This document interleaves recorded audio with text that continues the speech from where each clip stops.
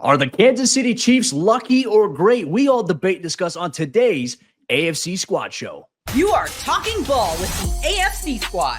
From the Chiefs to the Bills, the Ravens to the Texans, and everyone else around the AFC, it's the local experts of the Locked On Podcast Network bringing you scoops, breakdowns, and the most comprehensive preview of the upcoming weekend for hard-hitting AFC football with our harder-hitting takes. Buckle up. It's the AFC Squad, and we have a seat for you. No hurt feelings allowed. Squad up. You're part of the AFC Squad. What's happening, everyone? Welcome into another AFC Squad edition here on the Locked On Podcast Network, where you know it's your team every single day. Make sure you grab your favorite beverage, snack, sit down, relax as we break down the entire AFC conference and some of the biggest storylines with all the great hosts here on the Locked On Podcast Network. I'm Cody Rourke, host of Locked On Broncos. Unfortunately, that's a rough week here for Broncos country. Sarah Bettinger, another host of Locked On Broncos, joining us. Joe Marino of Locked On Bills joining us. Kevin Ostreicher of Locked On Ravens. Tyler Rowland of Locked On Titans, and also Locked On NFL. The Madman makes his first appearance. And Mike Debate, host of Locked On Patriots, and also on the benefactor of sending Chicago Bears fans into a frenzy this week. We don't have the Kansas City Chiefs here represented today, but they're going to be a big subject of the show. Today's show is brought to you by our friends over there at FanDuel. Get a big return this season on FanDuel, where new customers can place a $5 bet, and you'll get started with $150 in bonus bets if you win your first $5 bet. Check it out today, FanDuel.com. All right, folks, let's break it down. The AFC has kind of been a little chaotic this season. The NFC certainly has teams with better records. They're playing a lot better. It's a little bit of chaotic right now. But overall, the number one story seems to reign true, that the Kansas City Chiefs remain at the top of the conference, undefeated, surviving a nail-biter against the Denver Broncos this past weekend. Joe Marino had to bounce out for a quick second because of that, because he's going to make a special appearance here once again. Let's open it up, because the theme for this segment here is Kansas City lucky, or are they great? I think there's arguments for a little bit of both here. Let's throw it to Tyler Rowland to set things off here on today's show. Tyler, you kick us off, and then we'll go in order. Listen, I think their greatness allows them to be lucky. Like, they win a lot of situations, I guess. I want to say, like, in situational football, they are fantastic. You look at their third down performances in the game against the Tampa Bay Buccaneers that went to overtime. They weren't very good for a lot of that game, but in third down, they were money. Like, they've just done this so many times. I think there's a monotony of going through the regular season. So, yes, they've been a little bit lucky, but their greatness in situational football, which is what really matters. I know my guy Mike from Locked On Patriots, he's heard all about situational football for decades and decades over there with the Patriots. Like, the Chiefs have been a little bit lucky, but their greatness in situations allows them to take advantage of that luck. Because what's the old saying? Luck is where opportunity and hard work meets. And the Chiefs have put in the work. And when the opportunities are there, they take advantage. So, yes, they have been lucky, but I think the luck is a byproduct of the greatness. Kevin Ostreicher, Locked On Ravens, your thoughts here. Obviously, those two teams met week one. It was a thriller of a game, potentially something we could see down the road. Yeah, literally by a toe, the Ravens lost to the Chiefs after a comeback there. But is this just the Taylor Swift tax? Does Taylor Swift bring in the money for the NFL, and the tax is that the Chiefs get these wins? Now, look, I agree with Tyler. I think that great teams find ways to win, but in certain situations, we have seen the Chiefs, with maybe a call goes their way or maybe something happens. The Chiefs, they're so interesting, because all the years with Mahomes early, it was this offense is so high-powered and so great. Obviously, Tyreek was there, and they were just putting up 50s on teams like with ease. But the identity has shifted to almost defense with Kansas City, where you see guys like Chris Jones and Karlaftis and Trent McDuffie and everybody coming in. So, look, you have to give Kansas City credit for finding ways to win. But I think what's getting everybody a little riled up is that week after week, it's just like a different thing happens. And I think, obviously, with the Denver game, it seems like Denver has a chip in to win.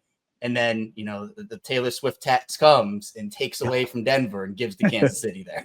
Guys, isn't that the way the NFL is going, though? Like, yes, at first, the Chiefs were this high-powered 50 points, that Rams-Chiefs game, but the entire NFL has changed in a cyclical way, where defense and run game, especially this year, is like come back to the forefront. Defenses have caught up. So I kind of it doesn't look the same, but Kansas City is kind of just gone with where the NFL is going right now, and they're still at the top of the game. Which is good teams find ways to adapt. I hate to admit that here. Right. Joe Marino, Locked On Bills. His team is the only team right now that's standing in the way of an undefeated record on paper for Kansas City. Your thoughts here? Chiefs lucky or great? Obviously, Mahomes, Allen, they've had some great duels over the last couple of years. We're going to see it again here on Sunday. Yeah, the Chiefs are great. There's no question about it. They're the best team in football, and they're 9-0 for a reason. It's because they're awesome, and their defense has been better than their offense the last couple of years. And to the point of that was made already, they have been ahead of league trends with even the evolution of Patrick Mahomes from a big play machine searching for those big throws down the field to no, we're just going to get yards after the catch, get the ball out of his hands, and when he's got to put the cape on a couple times a game, he puts the cape on a couple times a game, and they keep winning. Here's the thing that you're forgetting about the Kansas City Chiefs, and maybe you're really not forgetting it, but you're not applying it to what's actually happening. They've won the last 2 Super Bowls. They've won 3 of the last 5. They've been to 1 million AFC championship games in a row. This is the measuring stick for the NFL.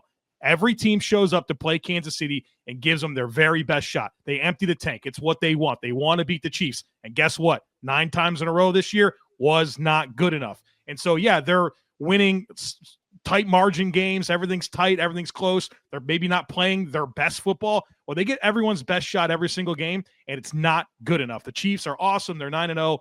And don't do it to yourself. Don't sit there and convince yourself that they're not that good. I've fallen into this. Last year, I'm like, oh, they're the 15th ranked scoring offense. They lost to like the Colts down the stretch and the Raiders. You're like, oh, yeah, you can beat these teams. No, they know how to win because they're a great football team. Man, I did that too. I did that too with the Ravens. And, we saw the Bills, Joe, be able to run all over Kansas City in that divisional game. And then Baltimore, Baltimore goes and falls flat on their face. I mean, they're a team that's incredible.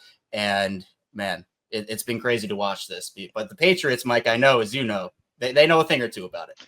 Yeah, I was just going to say, gentlemen, I feel like old Biff from Back to the Future Part 2. There's something really familiar about all of this, and it really is. I mean, you look at, and I know Joe knows this as well as anyone, just when you think that dynasty is dead, they will find a way to come back and win simply because they're one of the best coached teams in the league in the Kansas City Chiefs and Andy Reid. New England Patriots had that for 20 years with Bill Belichick. They've got the best quarterback in the league in Patrick Mahomes. New England Patriots had that for 20 years with Tom Brady.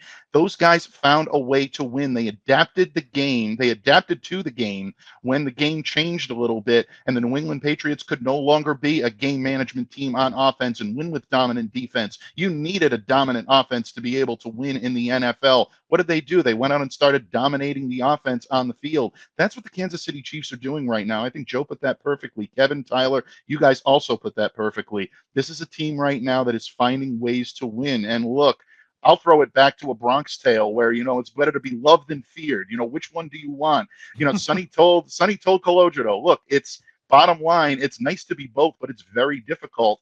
But the great teams find a way to be able to do both. Are they lucky? Are they great? Yeah, I think it's definitely a little bit of both. I'd watched the New England Patriots win games they had no business of winning here for 20 years. They found a way to do it. But at the end of the day, I think Joe is absolutely right. Because they find ways to win, that is a byproduct of their greatness. Tyler, I steal a phrase that you just used. Yeah, I think absolutely. The great teams find a way to harness that luck and to use it to their advantage. That's what you're seeing in Kansas City. It's frustrating at times. I get it. You're tired of seeing them pull these out. But ultimately, you got to give them their just due because they're winning for a reason. Sarah Bettinger, Locked On Broncos. We've seen the rise of Mahomes really since he came on in his second year, but the year he finally was a full starter there. It was Monday night against the Broncos, the left-handed pass with Von Miller wrapped around his leg. It's like, no, who's this guy? Okay. And all of a sudden, that's been the storyline so far. Your thoughts here from a Broncos perspective?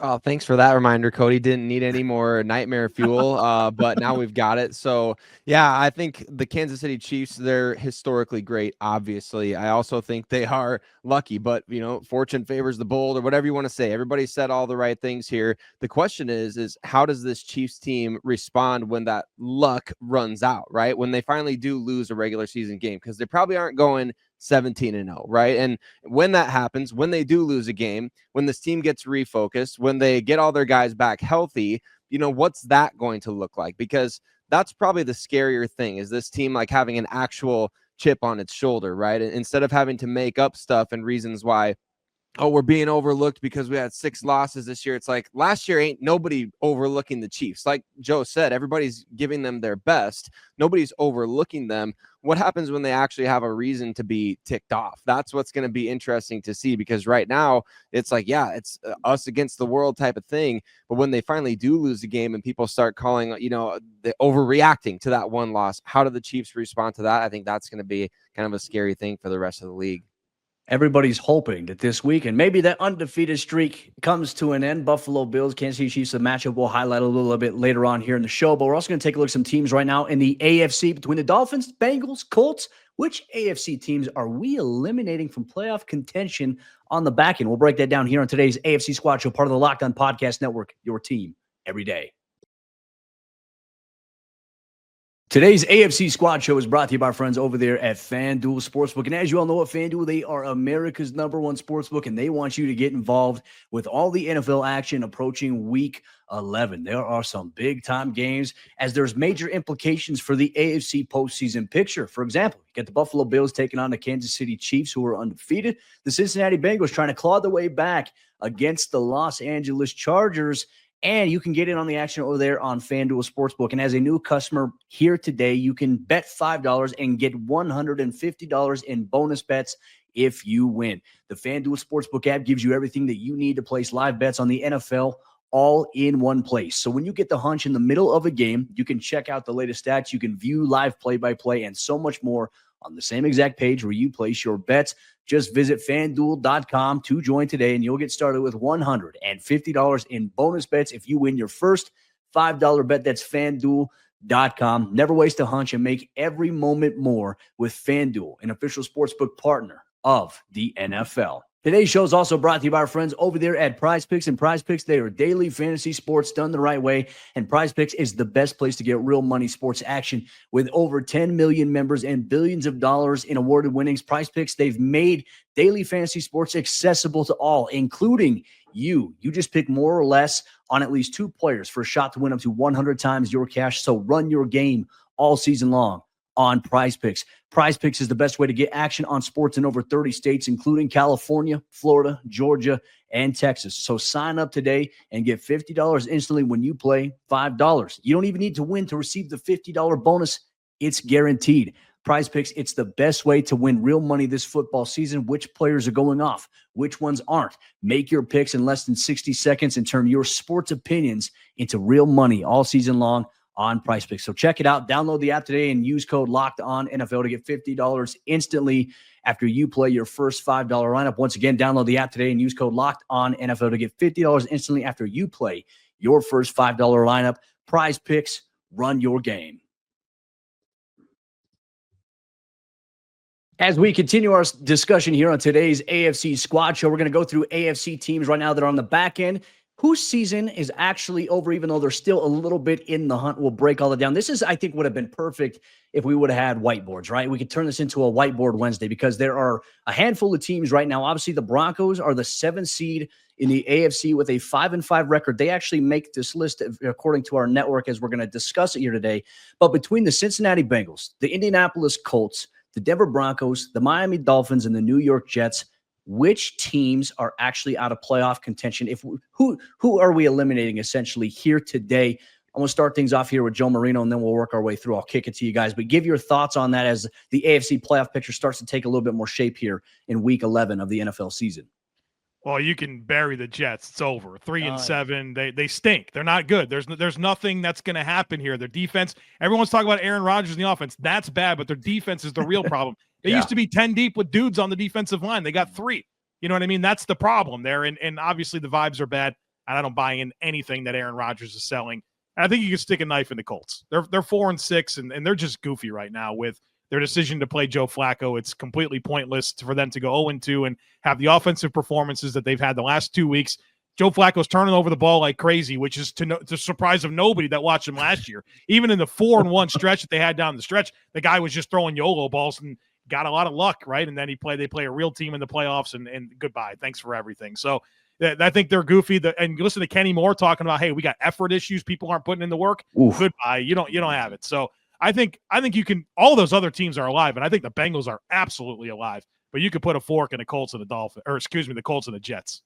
Kevin Ostreicher, what are your thoughts here out of those teams that we listed? Who do you have your on? Because your team just survived a little bit of a thriller on Thursday Night Football against Joe Burrow and the Bengals. Who look, Joe Burrow's playing MVP level football, but probably isn't going to get it because of their record. Which teams do you mark off here?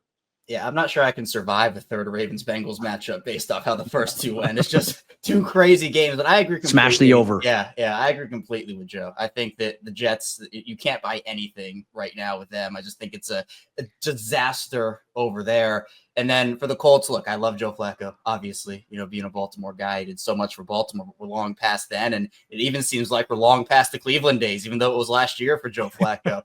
And for me, the Bengals are definitely, their defense, I can't get over how bad their defense is at times. They look poor there, but Joe Burrow makes up for a lot of that as well as Jamar Chase. And, T. Higgins gets back, Orlando Brown gets back. That offense is very dangerous. I think for Miami, they have a path. Obviously, that started with a win on Monday night, but then you have a couple of games against those Jets. You have a game against Cleveland. Mike, if the Patriots can pull an upset on the Dolphins in a couple of weeks, hey, maybe that sinks their hopes, but I think that they have a path. And then I think the Broncos make the playoffs. I think they do. I've seen enough from that defense. I mean, again, the Baltimore game wasn't great for that defense, but other than that, I think that the Broncos have shown me enough. And even though, are they going to win the Super Bowl? I probably wouldn't say that, but I think as a wild card team, Bo Nix could lead them there. I'd say that. Tyler Rowland. I got to ask Kevin a question here. I'd love for the Broncos to be the fun story here in the AFC. But let's be real about this. Whoever's number 2 in the AFC North is getting in, and then you got to think that the Bengals and the Chargers are the other two teams. Like, who are you bumping to make space for Denver? I'd probably That's the say question. Miami. I'd say Miami. Man, Miami's not in. It's number 2 in the North. You've got the Chargers and you got the Bengals. I see. I think it's going to come down to that week. What is it? Week 17 between Cincinnati and Denver. Is that when they play? You think that? Yeah. Oh, so I think it's going to be that close. I think it's going to be that close. Okay. All right. I'm going to piggyback off Kevin right there.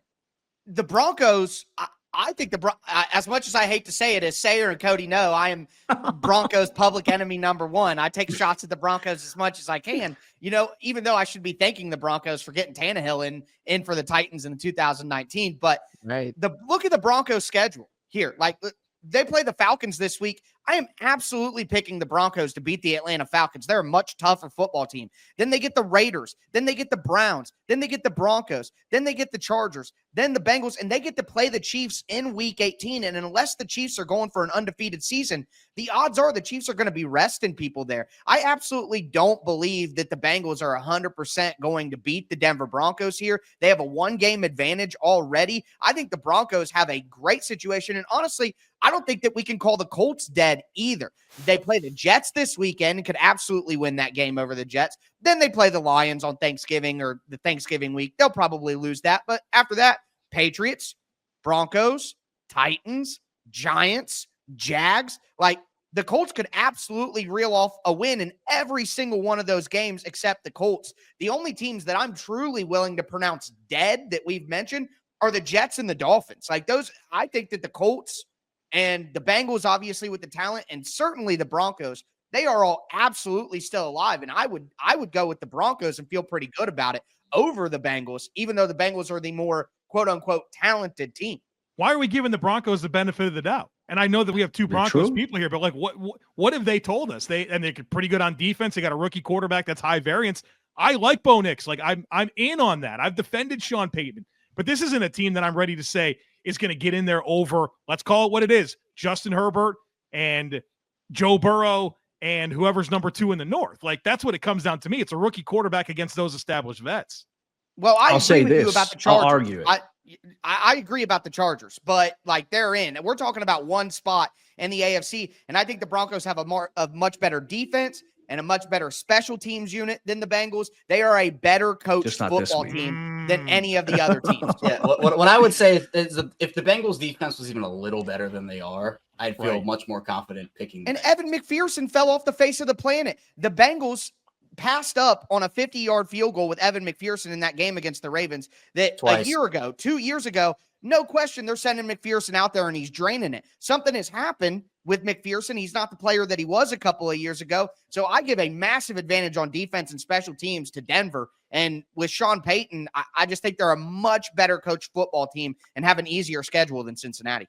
I'm going to throw it to Sarah here, and then we'll kick it to Mike Debate to wrap us up here, and obviously our second portion of today's show. Sarah, your thoughts here, because Denver right now they've kind of held on to that 7th spot right now. Clearly, Colts behind them, Bengals on the rise a little bit. Those are the two teams we've been talking about on our show.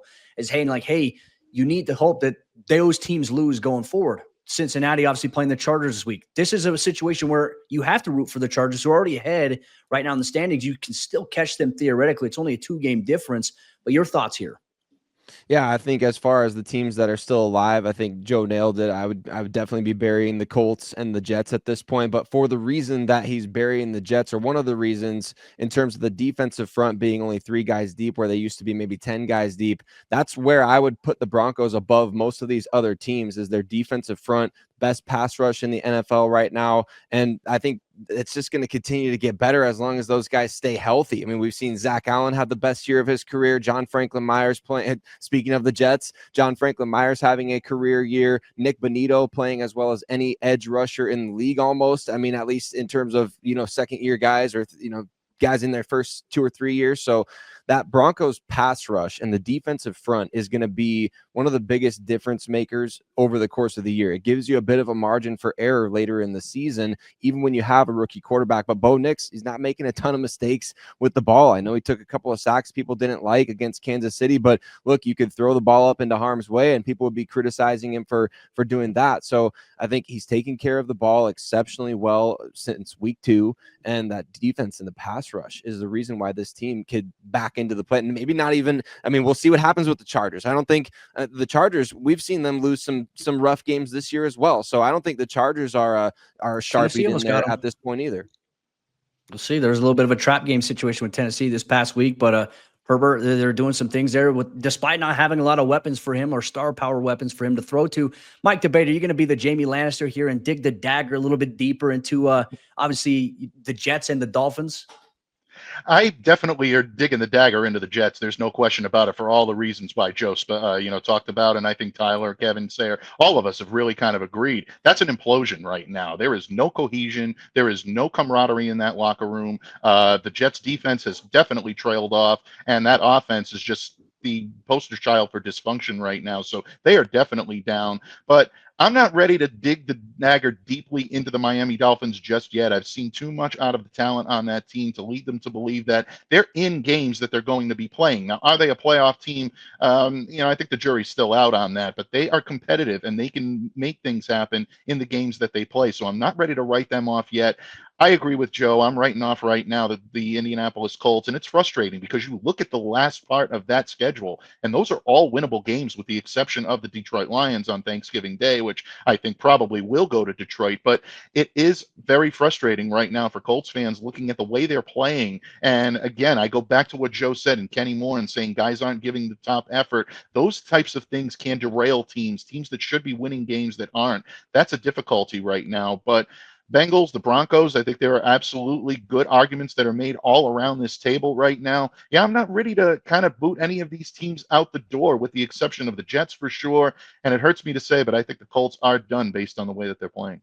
Can I just say, I think it's crazy that we're willing to keep the Dolphins alive and not the Colts. Think about the Dolphins right now would literally have to run the table the rest of the way, or maybe just lose one. They have the Packers in Green Bay. They have the Texans in Houston. What's hard about that? What's hard about the Texans? The Dolphins are not beating the Texans in Look Houston. At their next. Start with their next 2. What's their next 2 at home? Give it to us. Well, Raiders and Patriots. They're going to be of course, but they got to win. They got to win every single game except one the rest of the way, and that means that they have to beat 2 of these 3 games and get some help at Green Bay, at Houston, against the 49ers. There is no way the Miami Dolphins are winning 2 of those 3 games. I refuse to believe it. So I will push back and say the Dolphins are dead. Kyle Krabs, we want you on the show next week. Okay, we're extending the invitation. We need if they you out win, here. if they win, you might get a chance, right? Come on, yeah, Kyle, we need you, my man. But in terms of that, obviously some interesting thoughts in our AFC roundtable here. But you know what? The moment everyone's been waiting for, the AFC matchup where Chiefs haters and NFL fans alike have been waiting for. Can the Bills knock off Kansas City? We'll highlight some of the biggest matchups around the conference here on today's AFC Squad Show, part of the Locked On Podcast Network. Today's AFC Squad Show is brought to you by our friends over there at Ultimate Pro Football GM. And listen up, AFC fans, remember our great partner, Ultimate Pro Football GM. Well, they're back, and they've added an amazing new game mode that I need to tell you about to get you back into the game if you're not already in it right now. The game that has you step into the shoes of a football franchise general manager and lead it to glory. They now have a new head coach career mode. So on top of getting to build your dynasty by drafting players, signing free agents, and hiring a coaching staff, now you can also get to call offensive plays during games as well. And if you already have it installed, make sure you update it so you can try out the brand new mode. And if you don't have it, you can download it right now in the app stores because it's a must-have for all football fans.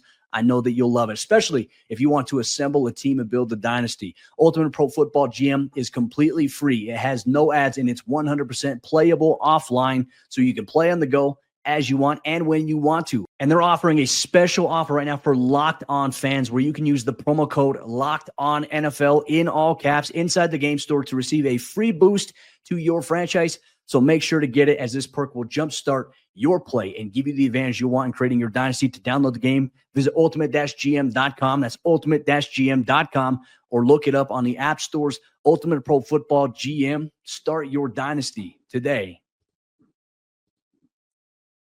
The Kansas City Chiefs' undefeated streak will be put to the test here once again as they face off with Josh Allen and the Buffalo Bills in Buffalo. We've seen this matchup before. The Bills are the NFL's last hope of ending that streak, especially as they look to try to repeat there in Kansas City. We'll break it down here on today's AFC Squad Show. I mean, folks, let's take a look at some of the bigger games right now around the conference. Kicking off, obviously, with the biggest story, the main event.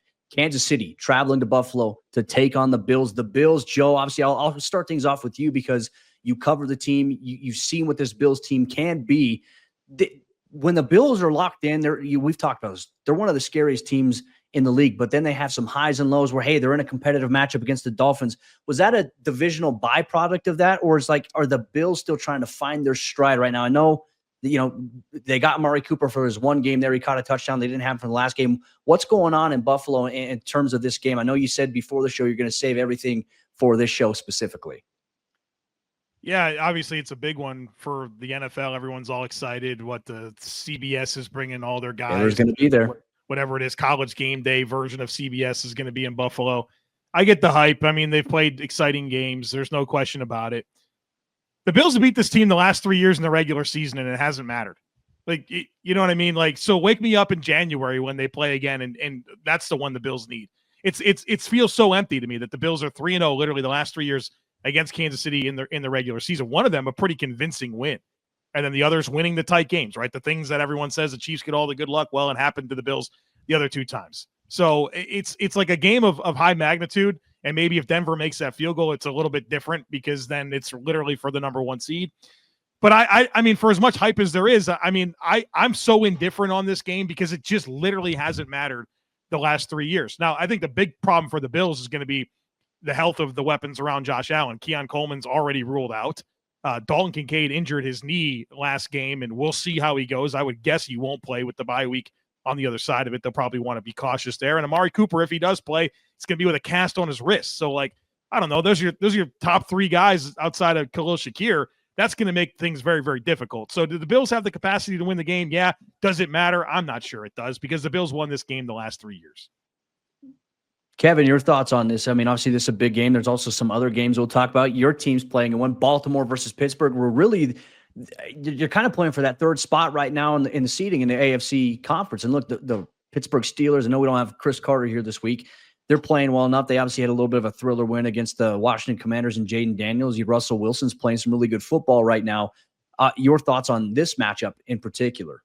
Yeah, I mean, I think it is a big one, but I understand what Joe is saying because the Ravens have they had the same issue last year where, Mahomes, the difference is that the Ravens do not have a good record against Mahomes and the Chiefs, but it's almost like you build the game up in the regular season, and it's this season where they play in week 1 and they lose by a toe, and everyone's all like, oh, okay, this game, why'd the Ravens lose? They needed this win. And I'm sitting there and I'm like, does this really matter in the grand scheme of things when you're talking about January? Like, go get them I mean, we can kind of talk about how the AFC top seeding could look, right? The way it's looking, and maybe, if Buffalo wins this game against Kansas City, they have a better shot to surpass Kansas City for the 1 seed down the road. But as it stands right now, it'll be some version of Kansas City at 1 or Buffalo potentially.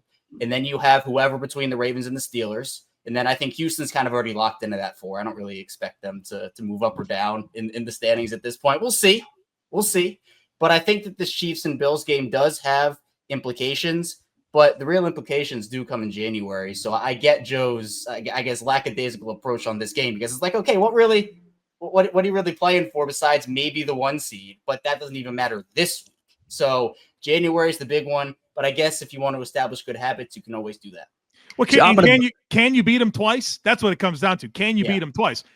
Tom Brady did it, right? Tom Brady and Joe Burrow in 2021. That's the only time it's ever happened where they lost the same team twice. So does it maybe help you if you lose the game? I don't know, man. It's crazy. It's tough. Yeah, I mean, the margin for error for Kansas City is we've kind of built, even on the show, we even said it in our crossover leading up, is that they have a built-in margin for error that even if they make mistakes, they're not going to be as impactful as the mistakes other teams make against them. And that's, obviously a mark of a good team there. Kind of a little bit of a sidebar here, turning it. Obviously, we know seeds 1 through 4 is based on division. Should the NFL change that at some point there? Because I'm even looking at like the AFC South, and Tyler, I want your thoughts on this. Like Houston, they've kind of fallen a little bit. They obviously competed with Detroit, almost had the upset victory against them on Sunday Night Football. But should it just be based on your record in terms of seedings 1 through 7 versus it just being, by default one division? No, absolutely not. Win your division, get a home playoff game. Look, winning the division has to matter. You're in your group. You should matter. I don't care if someone behind. For a team like Baltimore and Pittsburgh, who's got really good records, like will end up having better records probably than, a team like Houston. Shouldn't they have a better credence in terms of seeding? No, they shouldn't. Win your division. That's what you get. Play your competition, play your schedule. And I just want to say, to hell with Joe and to hell with Kevin worrying about what goes on in January. This is going to be an awesome football game.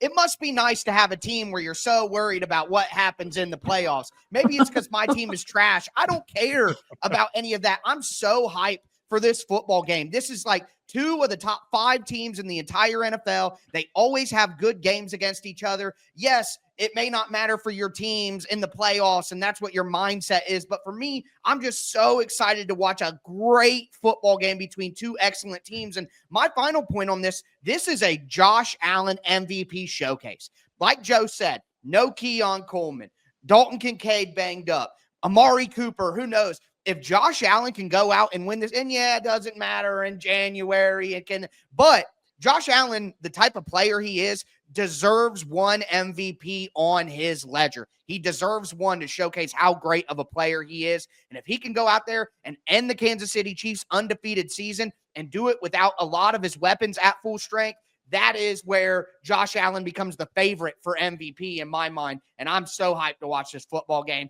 To heck with you guys and your playoff aspirations. Kevin, would you give up both of those Lamar MVPs for a playoff win over Kansas City? You'd give them up in a heartbeat. You wouldn't think twice about it. For a win, but not Super Bowl? You're just whatever it results in, a playoff win over Kansas City. Would you give away both of the MVPs? Yes. Yeah. Ooh, okay. Yeah. I'm curious how and you know what? I know Lamar would too. Of course he would. I remember I interviewed Lamar when he was at Louisville, and he was on pace to break every record imaginable. And I asked him about, hey, how important is this? He had just set some crazy record. He's like, man, I'm just trying to win an ACC championship and a national title. Yeah. He didn't care, man. And that was just him and I one-on-one in the corner of the end zone. He could have said anything he wanted to in that moment. He wants to win, man. Yeah, that's the thing with him too, where it's like, and I know Tyler, you were talking about this. If Josh Allen beats Buffalo without the weapons, does that propel him into first place in the MVP favorite conversation? I wouldn't go that far personally. Lamar's the MVP right now. He is. Yes. But I do think that he would trade 5 MVPs for a playoff win against Kid. He doesn't care about, obviously it's nice for him, right? It's nice. But I remember mean you're going to win the Super Bowl. There's no way that you would trade MVPs. Like, these guys could say whatever they want. There's no way someone's trading 2 MVPs to win a divisional game against Kansas City with no guarantee that they win the next 2 games and win the Super Bowl. But if it gives him if it gives him a shot, he'll take it. If it gives him a shot, he'll take it. I think that's what matters to him. I don't buy it. We got a couple of games left here on the schedule. Obviously, the Cincinnati Bengals, who are on the outside looking in, still in a position to claw their way back into the playoff race here, putting up terrific numbers offensively. I mean, between Joe Burrow, Jamar Chase, my goodness, it's been fun to watch. Defensively, they've been giving up a lot of plays. They're running into Justin Herbert and the Los Angeles Chargers, who Herbert doesn't have a lot of big-time playmaking weapons around him, but he's making plays to guys, and guys are stepping up. They got a good run game there, obviously, with J.K. Dobbins and playing hardball bowl. They got the NFL's best scoring defense right now. Bengals Chargers, question here. Is this the final shot for the Bengals if they lose against the Chargers? Sarah, kicking it off with you. I mean, I don't know that it's their final shot, but I feel like the Bengals are going to run away with this game. I mean, look at who the Chargers have beat this year. No disrespect to beating the Denver Broncos, but the Broncos are the only team 500 or better that the Chargers have beaten. The Broncos caught a lot of crap last week for not beating anybody good, or 2 weeks ago, and I don't understand why the Chargers aren't getting the same flack, because they haven't beaten anybody good, and certainly not lately. I'm sorry, Tyler. I love Will Levis. I love the memes. Nobody hates the Titans more than me, so you're there good. We go. There we go. So, sick of this team. I feel like the Bengals are gonna run away with this game. I mean, I do, and I know that Jim Harbaugh has helped change the culture there. The Chargers fans were really complimentary of the way that they've been, operating games, finishing, doing all these things differently than we're done with Brandon Staley, this, that, and the other. I just think the Chargers, to me, they're pretenders right now, and I think we're going to see that on Sunday night. Mike, debate, Colts, Jets, is this an elimination game for either team? Well, I'm giving my statement last. Yeah, I mean, given my statement last segment, I don't think really. I don't think you can put the Jets in that category. But I think Tyler makes an interesting point about these being winnable games for the Indianapolis Colts down the stretch. Look, I mean, I may have a little more faith in the Miami Dolphins, knowing what that team is capable of, seeing them twice per year, and knowing that defense and that offense are capable of exploding at any moment. But yeah, this is an absolute must-win, I think, for the Indianapolis Colts. Right now, you've got the Jets down, you've got them down, wriggling on the ground. Step on their throat, eliminate them, make sure they're not in the conversation anymore, and then you can start to make your argument for the playoffs. But yeah, Indianapolis, it's going to be interesting to see now. Can Joe Flacco rebound and lead this team back? I think, in my opinion, the jury is still out on this one. So I'm looking at this game for an absolute must-win for Indianapolis. They don't come away with a win against the lowly Jets, their season's done. It's going to set things up very interesting for Week 12. And obviously, we hope you all join us here for Week 12 around the AFC for next week's AFC Squad Show. That'll do it here for this week. But make sure you check out all of these respective shows: Locked On Broncos, Locked On Patriots, Locked On Bills, Locked On Ravens, and Locked On Titans. And as always, we encourage you, if you want your team talked about a little bit more in depth, you want representation from your team, we encourage you, hound your host a little bit, have them get on here. Kyle Krabs, we want to see you next week, my friend, if the Miami Dolphins win. We missed you here. And obviously getting you and Joe Marino on the same show again is always appointment viewing. I want to thank Tyler, Kevin, Joe, Mike, and Sarah for joining us here on today's AFC Squad Show. Make sure you subscribe or follow wherever you get your podcast so you don't miss a moment of coverage here on the Locked On Podcast Network, your team every day.